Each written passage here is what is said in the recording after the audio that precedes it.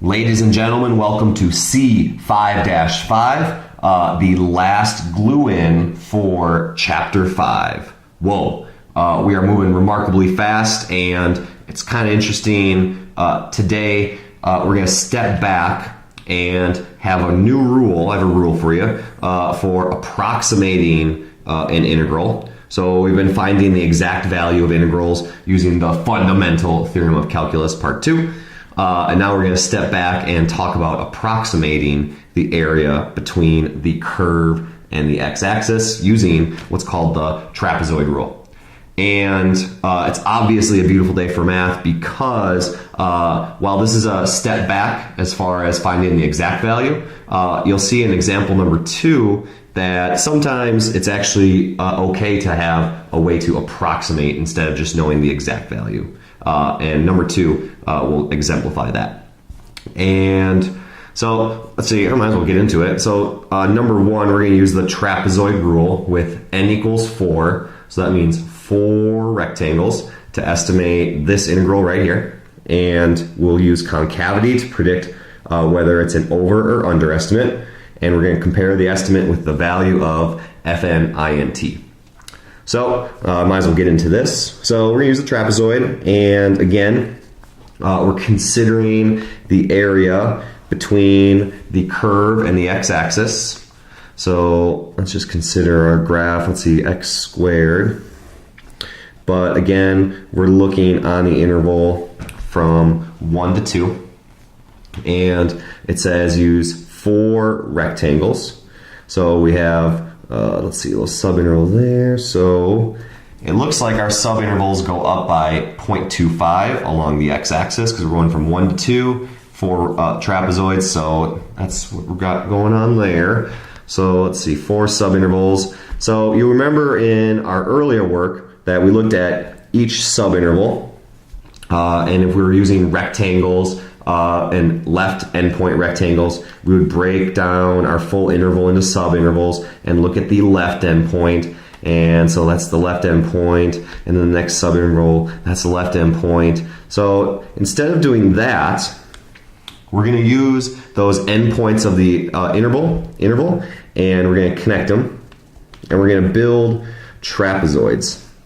And our trapezoids are stacked sideways on top of each other like this. So here are the bases, and then here's the height along the x-axis. So there are our 4 trapezoids. And we'll remember that the area of a trapezoid is 1/2 base 1 plus base 2 times height. So, okay. So here's one trapezoid. So you have to imagine it's sideways. So here are the 2 bases, base 1, base 2, and then here is the height.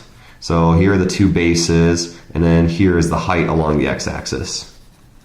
So you'll notice when we add these all together, we have trapezoid, trapezoid, trapezoid, trapezoid. We're going to have 2 of these bases being added together because we have the base for this first trapezoid, and then we have one of the bases for the other trapezoid. We're going to count this length twice.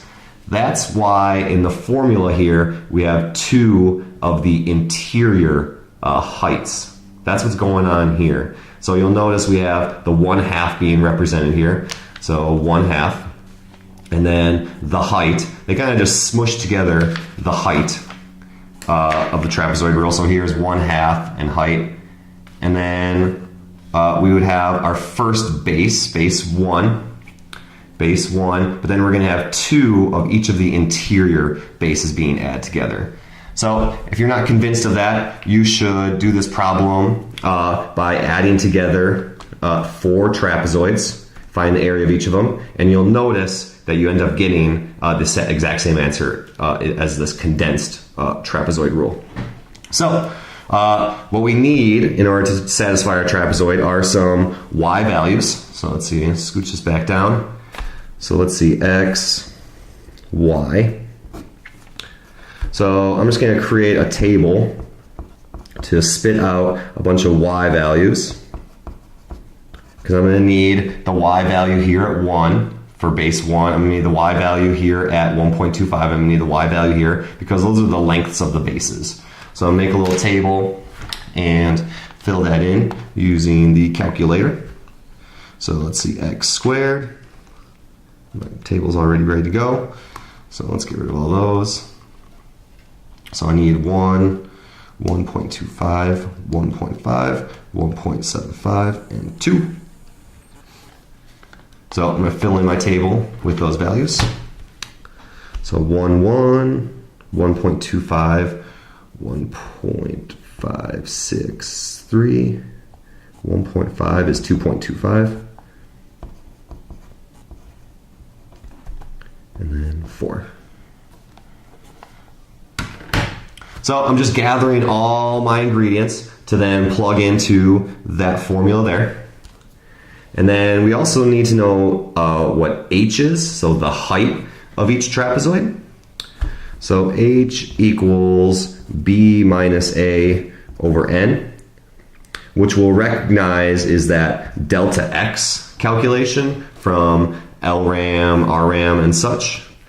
And so in this case, we have a height of, b minus a, so 2 minus 1, the endpoints, over 4 trapezoids. 2 minus 1, so it's of course just 1/4, or 0.25, which we see right here. So the height is 0.25, and these are the bases. The height is 0.25, those are the bases. So, okay, I think we got everything gathered together here. Now we can start plugging into our trapezoid. So again, it's important to remember that this is going to be an approximation of x squared, the interval of x squared from 1 to 2. So it's going to be approximate. And then I'm just going to plug in using my formula up here. So let's see, I'll try to zoom out. So let's see, we have h over 2. So height is 0.25 over 2. And then we need our first y value, which is 1, plus 2 times the next one, plus 2 times the next one, 2.25, 2 times the next one, plus, and then that last value. And this is just a calculator situation. So I'm just going to type that all in. So let's see, I got a 0.25 divided by 2 first, and then 1 plus 2 times 1.563 plus 2 times 2.25 plus 2 times 3.063 plus 4, close that up. And we get an approximation of 2.34.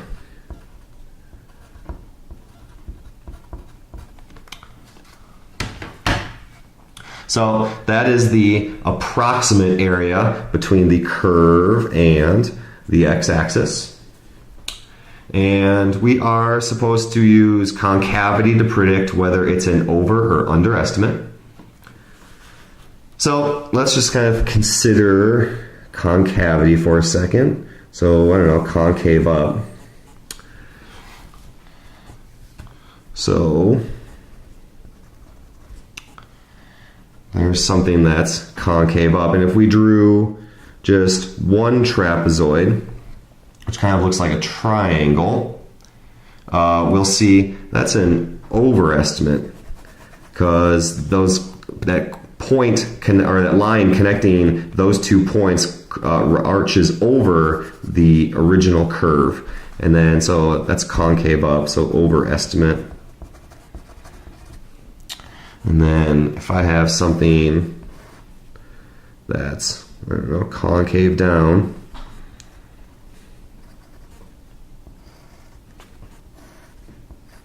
so there's a pretty funky looking trapezoid. So here we see we have an underestimate.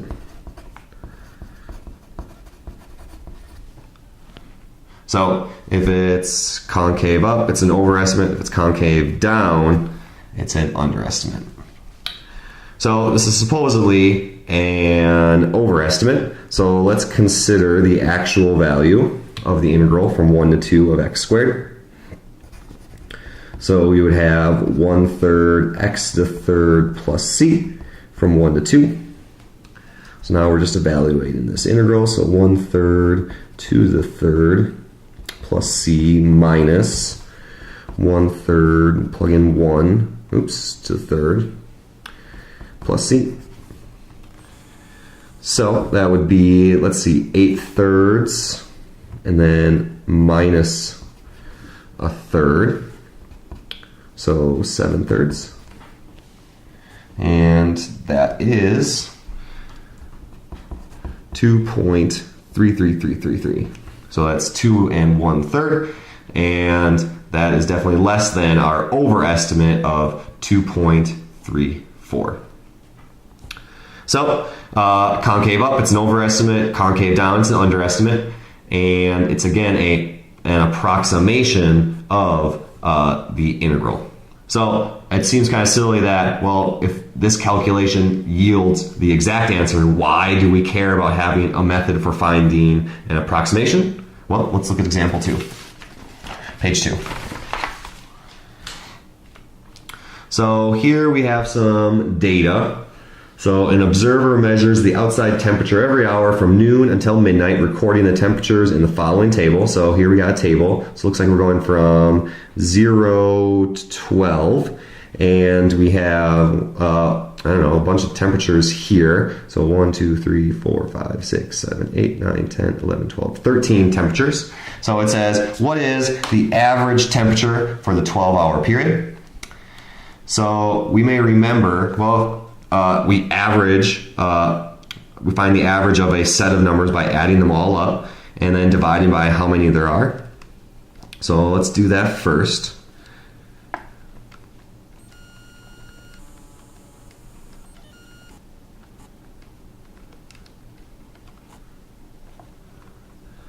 So boom, add those all up and then divide by, there's 13 sets of data. So if we average them, we would get 64.692 degrees. So that's what you're used to, and that's what you've seen forever and ever. However, that's an old school, man. We can do better than that. That's an old school average. So we have a better method, and it's using calculus. So consider what we have here. We got some data. So I don't know, let's just sketch a little graph. Just kind of think about what we're talking about. We have some data, and we'll see it's going up and then going back down. So whatever, we don't need, it's not rocket science here. So let's see, something like that. So we got some data. So this old school average, we're adding together only, 13 pieces of data. So here's just a little mini example of that. So we're only adding together 13 pieces of data. Consider that if we had infinitely many pieces of data, we would have a more accurate average, because this is just taking data every hour. What if we took data consistently and continuously? So like so. So data, calculating data. Let's get some measurements. Data. So notice how we're filling in those pieces of data that we originally have with more data.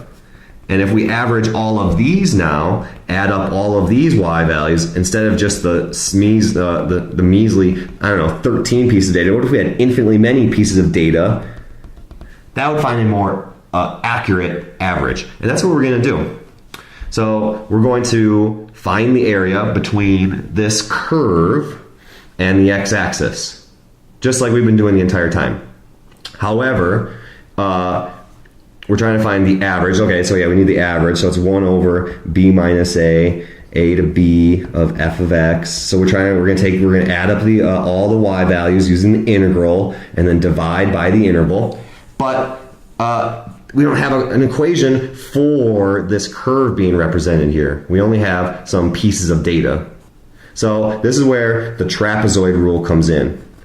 We can use trapezoids to approximate this integral, and then finish off the calculation. So since we don't have an equation, we're just going to use the data table.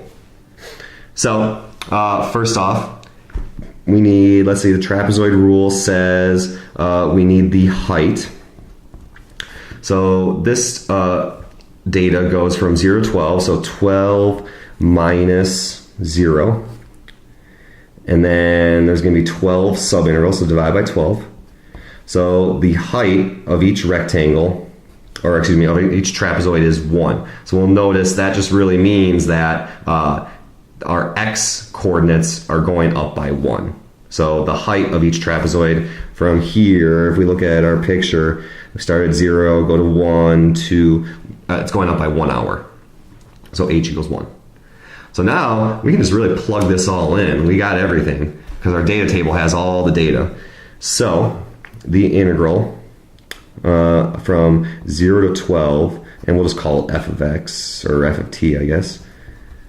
F of t dt is approximated by, and now we're going to use the trapezoid rule. So h is 1, and then we have over 2, and then times our first y value, which is 63, plus 2 times the next one, plus 2 times the next one. So here, let's be lazy, because it really doesn't matter that we write these calculations out. It's really just going to be a calculator problem. So plus dot dot dot, and I'm going to go do, and then I'm going to put the second to last one, the penultimate one. So 2 times 58 plus 55. So still using the trapezoid rule formula. So h over 2, h is 1 again, and then we have over 2, and then 1 of the first piece of data, and then 2 of the next one, 2 of the next one, 2 of each of the interior ones, and then 1 of the last one. So let us do that math.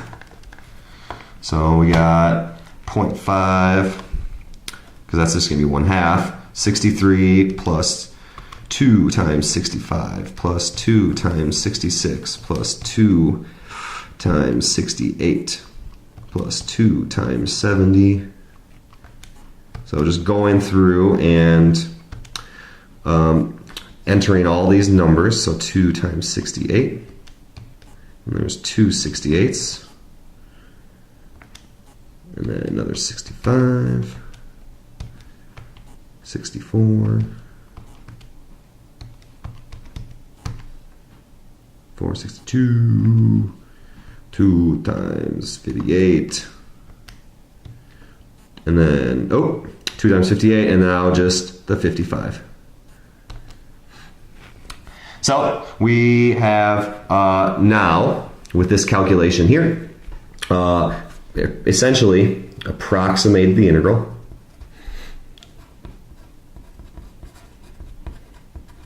So that integral is approximately 782.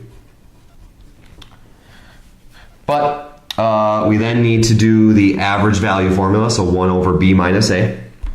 So 1 over 12 minus 0. And then we have the integral from 0 to 12 of f of t. Oops, I'm way off. What the heck?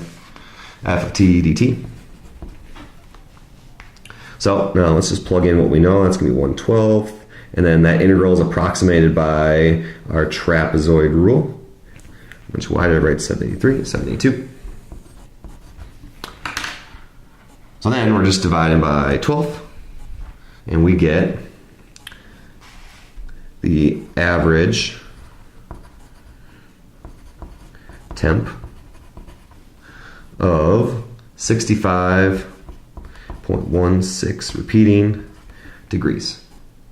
So it could be argued that this is a much more accurate average because we are accounting for all the data that happens just that happens between the subintervals. So here we have a finite number of points that we're adding together and dividing by how many points there are. So a better average would be to have infinitely many points to find the average of, and we get this average right here, 65.16 repeating degrees.